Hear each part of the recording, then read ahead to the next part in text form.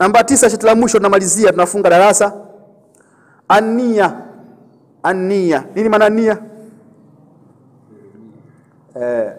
Nia maana yake ni qasd, kukusudia kilugha. Aiywa.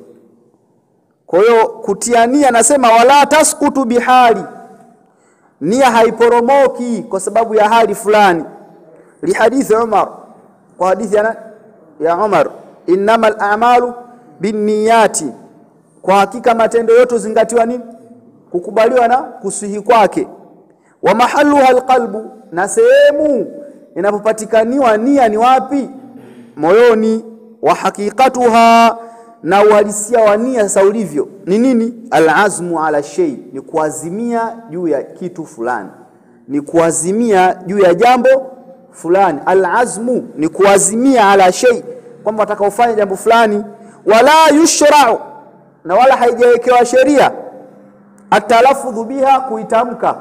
Atalaffudhu biha, kuitamka. Haijawekewa sheria mpaka uitamke.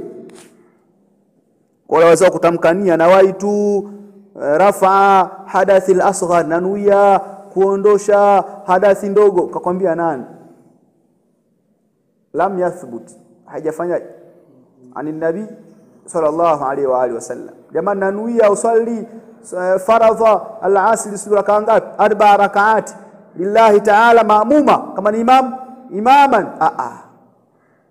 Magomba yuko wapi? Ndio pamoja hapo. Masala umeelewa? Sasa hivi pokilia utatetea nia, umeacha zinasema mambo hayo. Aiyo. Jamani, na waitu, jamani nataka sasa kuchukua udhu, mimi mwezenu nataka kuchukua udhu. Sasa tangu utoke nyumbani umetoka juu na waitu mpaka chini, bado tu katoka kwake nyumbani kuja kusali swala la asili. Na waitu, jamani nanuia sasa nataka niingie katika ibada. Unatakiwa utie nia.